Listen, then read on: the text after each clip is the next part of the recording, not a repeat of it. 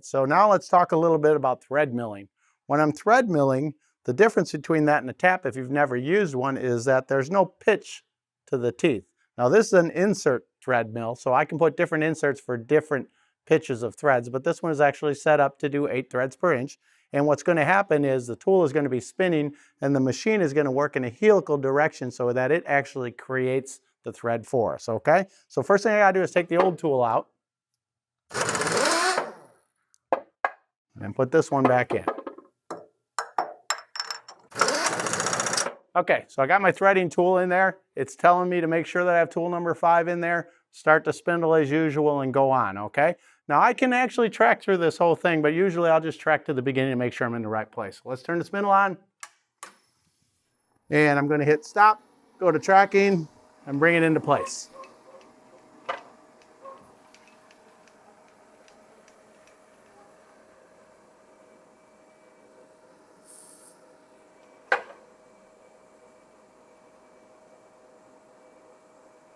It looks like it's good to go, so I'm just gonna go to CNC run and let it rip.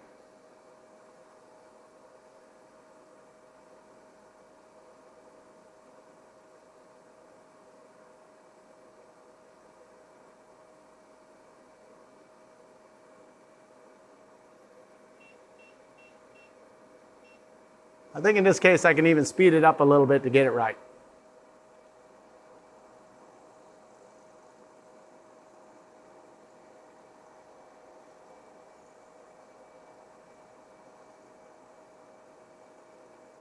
So while it's cutting, let me mention a couple things. When you're thread milling, there's a couple advantages. First of all, a 3-inch tap would cost a small fortune. And especially if I broke it, it'd be a hard one to explain to my boss. Secondly, I can take one thread mill cutter and change the inserts to use it for lots of different size threads. Thirdly, even though this hole happens to go all the way through, a lot of times I have a hole that has a bottom in it, and with a thread mill, I can get very close to the full bottom depth so that I have the ability to have a thread most of the way through. Okay, so keep that in mind when you have this kind of a problem next time. And as you can tell, the actual programming of it was really simple. So with the 3 passes, once it gets through the first one, it's going to move off, go back up, and start the next one.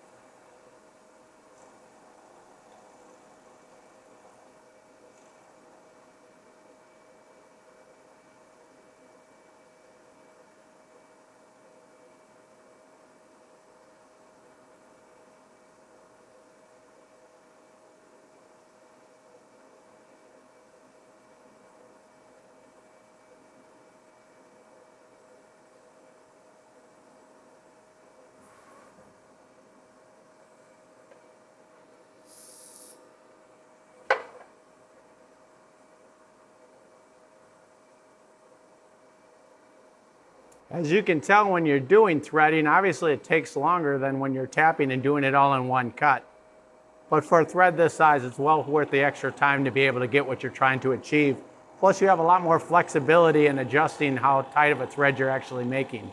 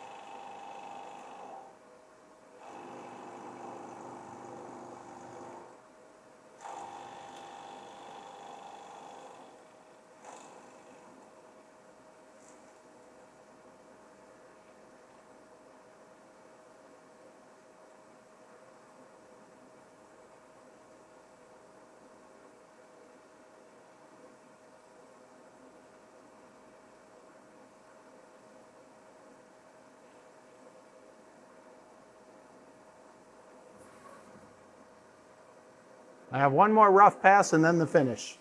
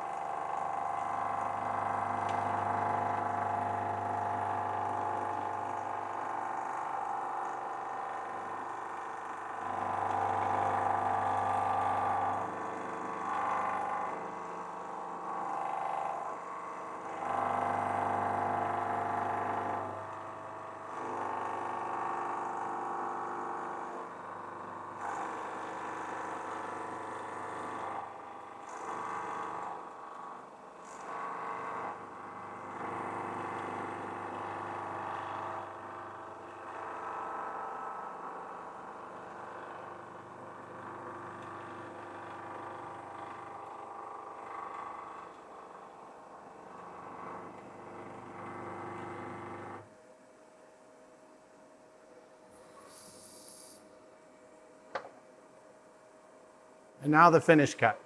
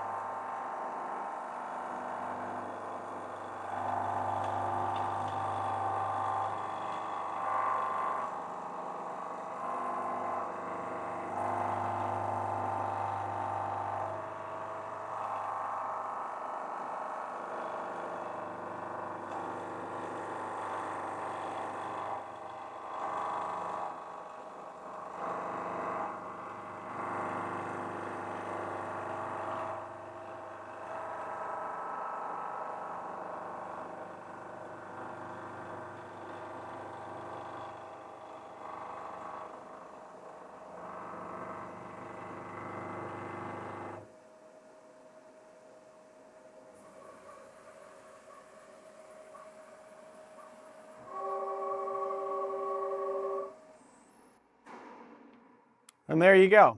So as you can tell, it is actually pretty simple. But since you're actually viewing this video, you may still have some questions. Feel free to reach out to me. I'll answer them any way I can. If I had a thread gauge for that thread right there and it was a little tight, I would just simply go in and alter the major diameter and cut it again until I get it right into place where I have what I fit. Thanks again for watching me with this video. I hope it was helpful like the other ones. And again, if you need me, reach out and let me know. I'm TRAKing Pat. Thanks for watching. Hey everybody, it's TRAKing Pat here with some of my best guys from the assembly department, reminding you that if you like these videos, don't forget to push the like button. If you want to subscribe so that we have a better idea who's watching us, hit the subscribe button over here. And of course, if you want to see the next video, then slam this one over here.